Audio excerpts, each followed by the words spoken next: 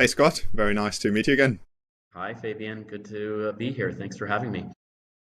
Before we talk about all things planning, mobility, AI, let's learn a little bit more about yourself, if that's okay. Oh, sure. Wow, it's been an interesting career, lots of twists and turns for the last 20, 25 years. I started off as a geographer, as a map maker, just always inspired by cities and place and space. That was kind of my bachelor level degree in the United States in geography.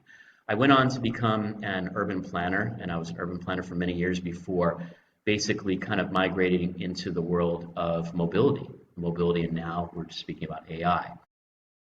So, having worked for many, many years in the United States, now based here in Europe, I reside in Lisbon, Portugal for the last 7 years. And I have my own consultancy and company, the City's First Advisors, and podcast. I have my own podcast. And basically, with that experience working in governments, working in consultancies, and working in corporates, primarily in California, but across the US, in this kind of transition from urban planning to mobility, and now, let's say, AI and climate tech is really kind of my laser focus right now. I really tend to basically try and connect the dots in the intersectionality across all these multidisciplinary themes. So I try to move past the individual silos as we North Americans, even more than Europeans, I must say, quite bluntly, we North Americans tend to hyper specialize in specific domains, whether you're an architect, whether you're an engineer, whether you're a computer scientist, whether you're a surveyor, whether you're a pharmacist, etc. And we kind of lose focus of the connective tissue that makes up our places, our spaces, our cities, and our communities. And really, if we take a step back and look at kind of all these different concepts together, understanding that mobility, transport, and new technologies such as AI kind of fit everything together, then for me, that inspires me with my own writing, my own thought leadership, as well as my clientele of the people that I work with, primarily in Europe, but a bit in Africa, Asia, and North America, span the value chain from intelligent transport systems to electronic tolling to AI to micromobility to DRT, on-demand transit, to, of course, what I've worked on for many years as kind of a C-level executive in mobility as a service MaaS.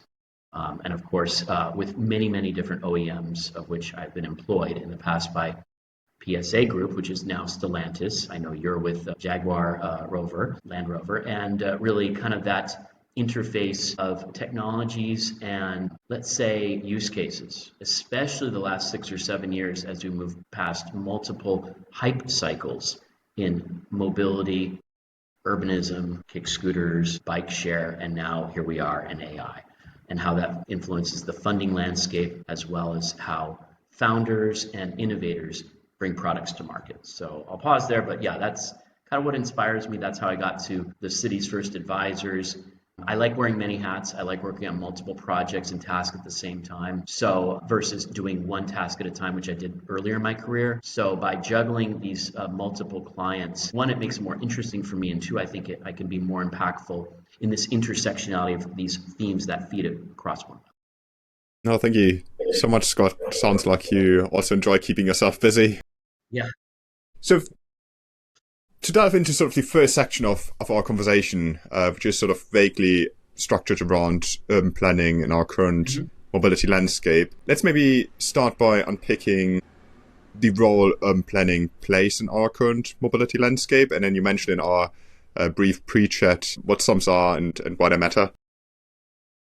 Yeah, well, urban planning obviously is a new profession. Urban planning and urban design from the late 18th century to the early 20th century, that was kind of professionalized in North America and here in Europe. It really had no definition before. If we look back at, kind of ancient times in the classics of Greco-Roman history, there were, urban planners, but typically they would have been, like in the Roman Empire, they've been engineers, or maybe in ancient Greece or whatnot, planning ancient cities, city-states, et cetera, and kind of Roman colonies across the Mediterranean.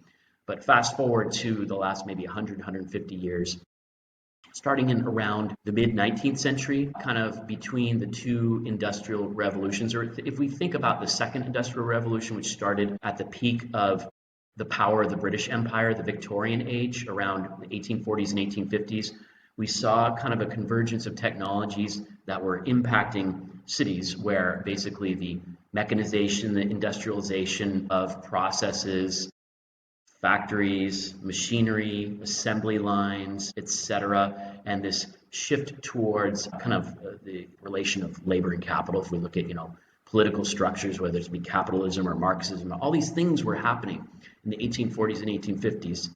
A lot of which in Britain, a lot of which where you're at, Fabian, which is interesting only because that inspired new solutions to how to better organize and create cities that were more orderly, that were more sanitary, that were organized for circulation, for quality of life, and to accommodate this influx of rural workers into cities from rural England, Scotland, Ireland, into Manchester, into Birmingham, into London, Leeds, Liverpool, etc., etc. I'm only focused on Britain for one case because it's a good microcosm of urban planning to solve these challenges around air pollution, the classic London fog they used to call it. It wasn't a fog, it was actually smog like in Los Angeles. It was particulate matter, or let's say dense overcrowding of cities and streets and pollution of water systems like cholera, etc., and trying to separate, let's say, stormwater systems from sanitary sewage systems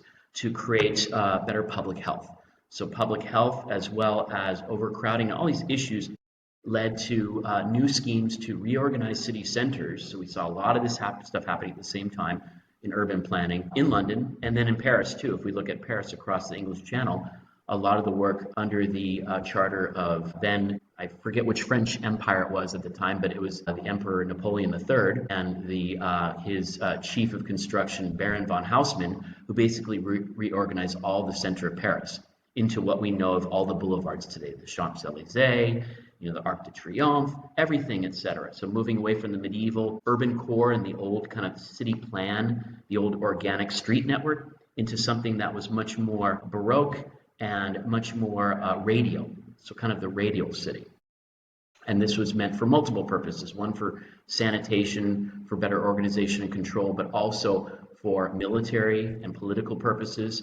And going back to Britain really fast, one final example, then I'll get more into the SUMP and kind of the European urban planning process, is basically, let's say, British English urban planning at the time in the mid-late 19th century was about new urban construction, new urban development in the periphery. So new suburban districts like Welwyn Garden City, like Letchworth Garden City, these garden cities that were created, as I'm sure you're very well aware, more so on the northern periphery of metropolitan London, as new schemes that would blend the best of what we call town and country. Town and country, so the best of rural English landscapes with urban conveniences, close to road networks and close to public transport. Similar concept. I haven't even scratched the surface talking about North America, but what was happening at the time, and it was much more profit-driven and commercially driven in the United States, was the concept of the streetcar suburb, which basically was a new, let's say, real estate development scheme that would accompany the extension of trolleys or streetcars outside of the urban centers to attract new urban land use real estate speculation and bring people out into the suburbs. So it was used well before the automobile as kind of a horizontal development, which unfortunately led to what we know now, especially in North America, as urban sprawl. And the classic example of that is my hometown, my home city of Los Angeles, California. Los Angeles, California did not sprawl initially because of the freeway or the automobile. It sprawled because of the trolley and the streetcar lines that expanded radially from the center of Los Angeles, the core, which was originally an old Spanish pueblo built on a very small river course in a large, let's say, coastal plain. And then there was really not much impediment topographically to development across this very wide landscape. So these streetcars started just being built in every single direction, south to Long Beach, east to San Bernardino, west to, Santa Monica. So what we think of as this very unsustainable, auto-centric city of Los Angeles, the roots of which started in the 1880s, 1890s, in this real estate speculation of many different wealthy investors from the eastern United States and the Midwest who moved to California mainly. Why? Because of the climate, because of the Mediterranean climate. They were attracted by the lifestyle, and they wanted to kind of build a new, let's say, kind of utopian settlement. So fast forward today, now we're talking about here in Europe, and how is urban planning conceptualized and administered and implemented. And the primary tool or structure for that is the SUMP, the Sustainable Urban Mobility Plan, of which guidelines come from the European Commission, as well as many different intergovernmental agencies, of which we have, Eurocities, we have Polis Network, etc. And the Sustainable Urban Mobility Plan is sort of similar to the comprehensive land use plan that we have in North America, in the US and Canada, but it's much better organized. I believe it's superior around the common thread of mobility. So it's not a set of chapters or silos where, like say in United States, long range urban planning, because you have a time horizon. You have a spatial and a temporal aspect. The spatial aspect is the city or the region. The temporal aspect is, do you want to plan for 5 years, 10 years, 40 years, etc. So let's say you have a regional transportation land use plan that you want to plan 40 years in Strasbourg, France, right? The Strasbourg region, they have a SUMP. They're not going to organize it by silos around just land use, just public health, just economic development, just transportation. They're going to organize all the themes around mobility and bring in all these other elements to support that for sustainable urbanism and development. So that is kind of really the core principle of the SUMP. And we have over 256 SUMPs across the European continent, including the UK, before Brexit, but I believe the UK still participates in SUMPs. So it's really interesting and exciting as an American urbanist and mobility specialist, having been here in Europe the last 7 years and participating in a lot of the SUMP planning activity with my clients and others, and comparing and contrasting models of urbanism and urban planning on both sides of the Atlantic. No, thank you so much for the overview, Scott. I also really appreciate the historic perspective, which I And found. start very high and kind of narrow. Yeah, no, super interesting. Initially, you alluded to that AI is one of the hot topics, I guess, in probably any industry at the moment. Yes. Where does AI come into that picture? What does the current landscape look like, potentially also from an investment standpoint?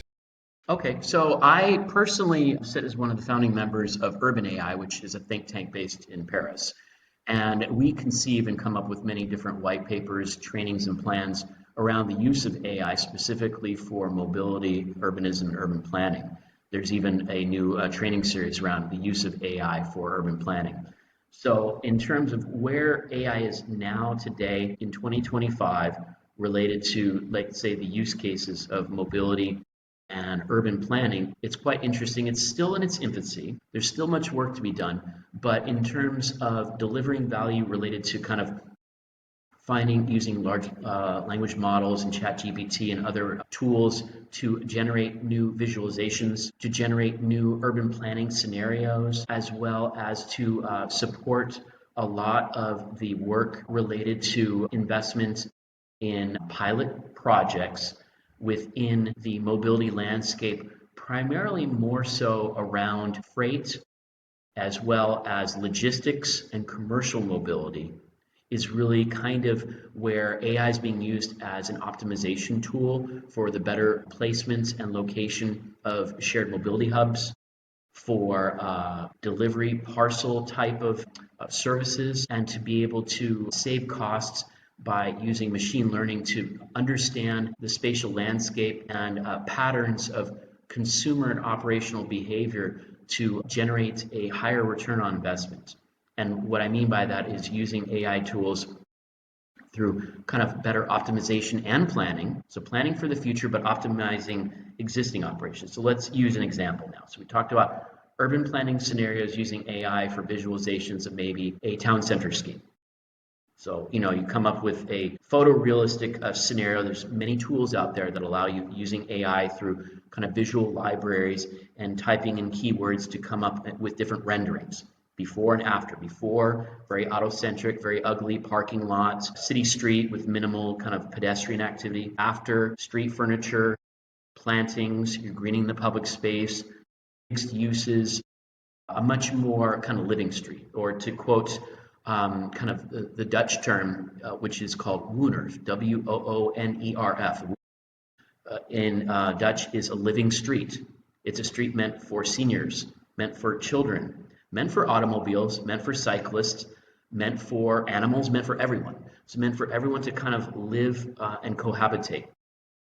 So this would be an example of a Wooner type after visualization using AI and generating automated results through libraries and machine learning. But getting back to the example of AI for more concrete, let's say, deployment of investment in a mobility startup in the kind of fleet or delivery optimization space, because that market is really hot right now. I must be honest, micromobility and shared mobility is not hot right now. Private equity market for that is still at very low levels over the last 2 years, and we've yet to see a rebound. We see certain micromobility operators slowly recovering and finding a path to profitability, but without private investment. So we're not seeing the scaling that we did before. So I'd like to really focus away from the scooter and the bike share providers, more towards the fleet, the delivery providers that are doing micro deliveries in cities using smaller size vehicles. So moving away from, as the British term, the white van. I know the white van is a very ubiquitous term in the UK. So getting away from the white van or the large DHL in Germany or the UPS van in the US, FedEx, towards cargo bikes, small electrified vehicles, which are great, but how are those going to support the ambitions of cities that are trying to align with public policy and green their city centers through the SUMP? Gets back to the SUMP now, the Sustainable Urban Mobility Plan. They're going to use AI, optimization, machine learning to better locate zones of activity that allow for multimodal transfers of parcels as well as different vehicle types. So maybe you're going to locate the larger white vans and light white vehicles, DHL trucks, concentrically around outside of the urban core, and then inside a particular zone you would have a zero emission zone or a low emission zone, which cargo bikes. But you need to understand how to deploy those and understand consumer behavior, where the actual consumer demand is. AI is the perfect tool for that, spatially and temporally. One, for cost savings. Two, it makes a better bottom line for investors, especially for new ventures and founders that are at the late seed stage that want to bridge the gap to Series A. That's really tough. How do all these new ventures that are being funded, early to late seed, ever get to scale to Series A? We don't see a lot that are successfully able to. So using tools to make that business case, and this is much more of a kind of a Dutch and German, let's say, concept, is the business case, the ROI needs to be first. This is the opposite of the American fundraising model last 5 or 6 years in Silicon Valley, or what we call Sand Hill Road, Menlo Park, Palo Alto, Stanford area, which was have a great deck, have that hockey stick of growth, month over month, year over year. You're projecting this massive trend, which is not realistic at all. But it worked great, especially around 2017, 2018. This is why you had this kind of peak hype in mobility. Well, the dust has settled. We've had a pandemic. We're outside of that now. And now we want some realistic kind of Dutch and Germanic business models that will support more modest but concrete startups and ventures that have a clear path not only to profitability, but better unit economics and solve real challenges, real business cases. And that's what the ventures pre-2019 did not do. They were all about being the Amazon of transportation, the Uber of transportation, the one app to rule them all. Didn't work. Didn't work in mobility as a service. Didn't work in DRT, any of that. So now we're back to square one. The innovation hasn't gone. The innovation is X better than it was 5 or 6 years ago during this peak hype cycle. But we've done a better job of scrutinizing, whether we be citizens, policymakers, investors, or corporates, of deploying the capital and the innovation to solve challenges in ground transportation or air transportation. Like I said, leverage AI and other tools to make that business case. Thank you so much for the overview. You alluded to some of the geographic differences, and it's of course a very integrated into society and policymakers' topic. You're from the US, and the US is currently receiving lots of attention in the wider AI race for good reason. What are some of the differences in the smart mobility and urban planning space between the US, maybe also looking a little bit into the current US politics and recent changes, and then the European lens where we are currently based, still including myself here?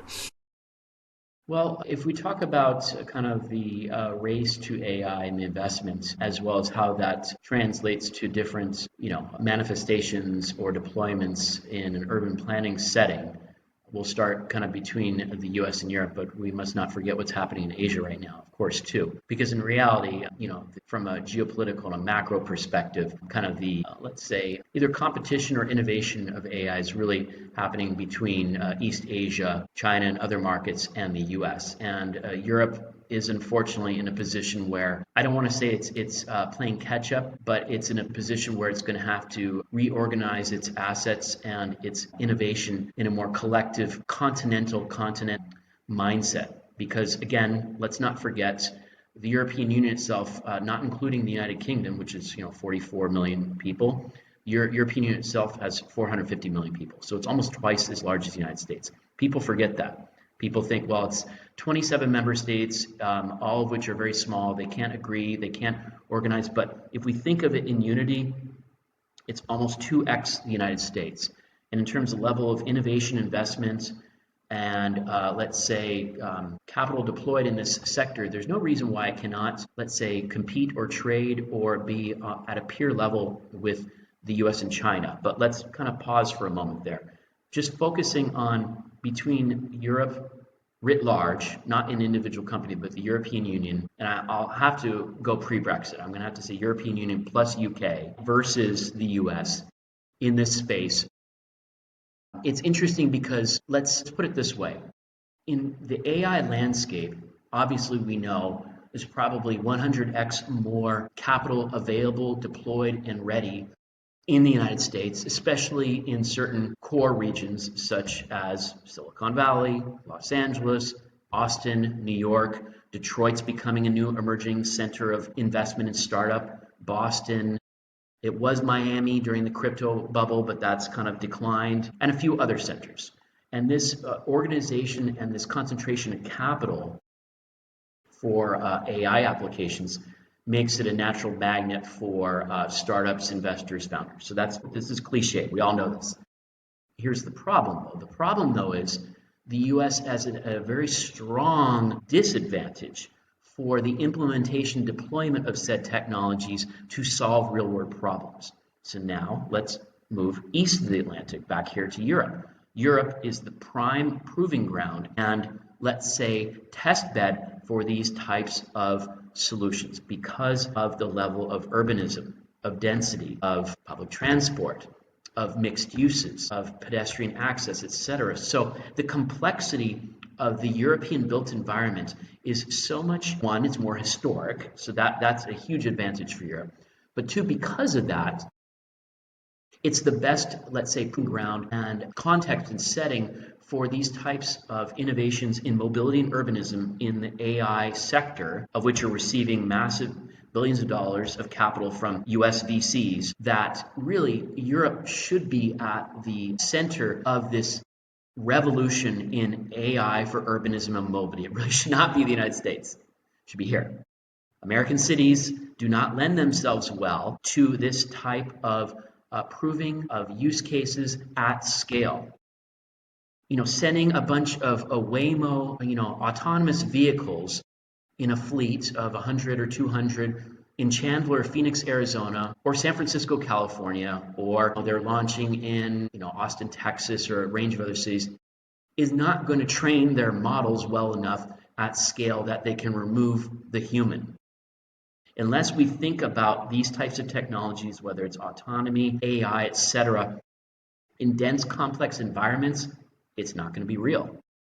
So what I'm saying, though, is focusing on a simplistic urban environment that is low density, that is suburbanized, that is highly dependent on the automobile, that does not have a lot of these different land use connections and, shall we say, use cases. So if we think about Phoenix, Arizona, Kansas City, Missouri, Miami, Florida, you're not going to really advance the technology to the level of sophistication it needs to realize the ambitions that are being pitched to the investors that think that they're going to be getting a return on their investment. Which again is why Europe is ideal to basically embrace and ride this wave of AI investment, and it really needs to organize its collective assets, its capital, and its innovation, and create these investment hubs like Austin, Texas, like San Francisco, like Miami, like New York, like Detroit. Here in Europe, it should be Berlin, it should be Amsterdam, it should be Stockholm, it should be London.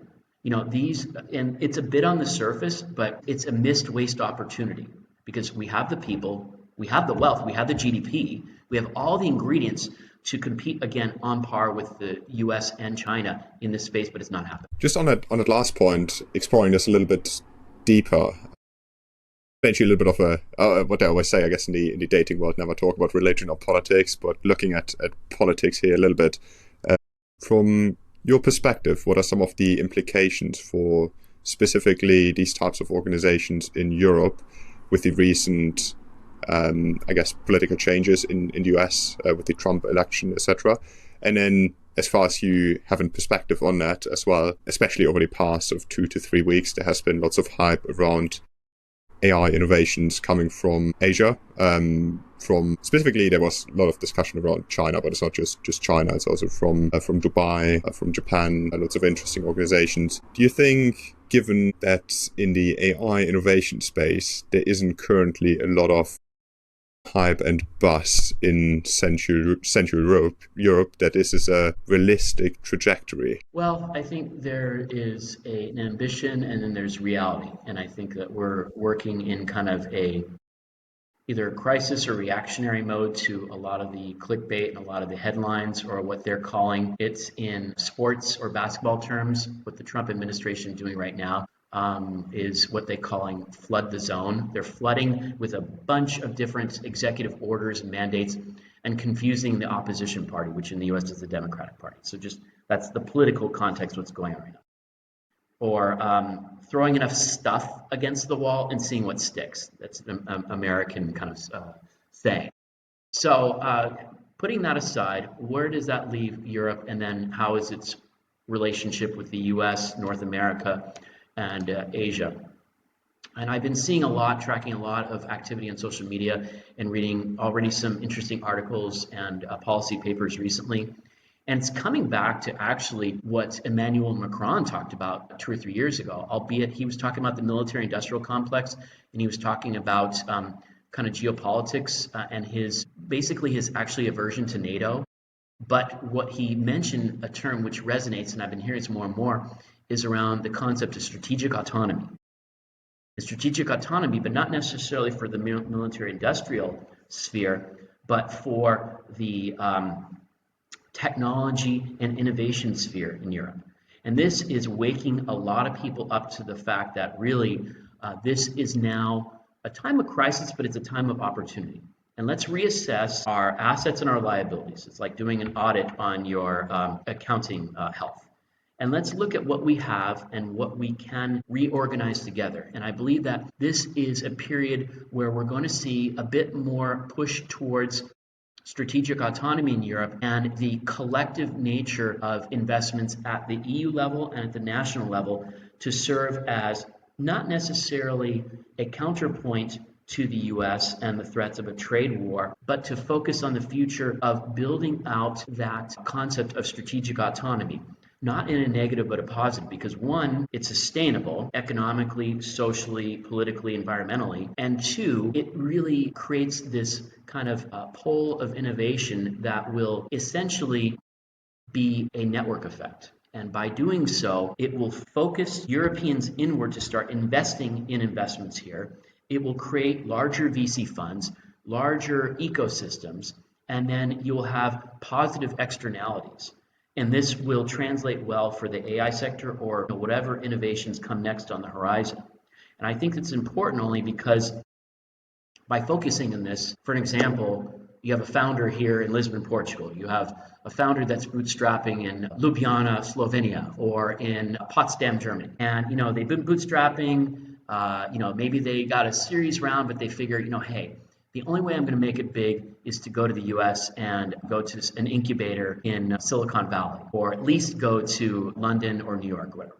So let's kind of pull back from that in a second and say that should not be the case, though. There should be the opportunity for founders with real game-changing, problem-solving innovations in the mobility and climate tech space in AI to be able to not only incubate and innovate and scale, but also to raise the funds and grow European products and solutions that compete on the global market. So they're going way past this kind of incremental bootstrapping or this fixation on path to profitability and return on investment, which again is that Dutch and Germanic kind of business model, which is great, but unfortunately that hamstrings a lot of innovations to scale. So we need to find a balance between fiscal health and fiscal responsibility, which is great. It's a very Northern European scheme, to scaling at the global level that doesn't repeat the mistakes of Uber or Lyft or Lime or all these other startups did circa 2014 to 2018. I don't advocate that at all. That was a huge mistake. And that was a waste of billions of dollars of investors and other people's money, private equity money, with no return other than, the whole concept of growth over profit, right? Now it's profit over growth. The script is flipped. So I believe Europeans have all of the necessary building blocks and ingredients to find that balance between fiscal kind of Germanic responsibility and Silicon Valley global scaling hype, Amazon and transportation hockey stick ambitions. There's a middle path, and I think the Europeans can find it, and then they can equally compete on par with a lot of these ramifications coming out of the Trump administration, as well as what's happening maybe in China with DeepSeek and other competitors in the Gulf states and Middle East, and be another center of strength in this space so that we stop questioning ourselves, or Europeans, stop questioning their own abilities and talents and have an equal seat at the table. As a final question from my side, you're, of course, talking to lots of business leaders, executives, investors anyway, but if you would have to pick your top 3 recommendations for senior leaders in this space, specifically since this is the Gen AI Automotive podcast, specifically in the AI space, what would be your top 3 picks? The top 3 pick for an actual innovation or just a strategy or everything? Yeah, for recommendations for senior execs, so this could be particular innovations that you're excited about, recommendations in terms of how to adopt and unlock value from AI in a sustainable way, or any sort of other future trends that you're excited about. So I think the first recommendation for any senior leader is to have an open mind to experimentation and understand that this is still quite in its infancy, whether we're using a ChatGPT tool, a large language model, or any type of visual rendering. And we have to understand that we're just at the cusp of the possibilities. So we've only just, as we Americans say, we just scratched the surface. So we need to have a level of kind of open-mindedness and patience at the same time. So recommendation number 1 is just to be open-minded, yet to set expectations.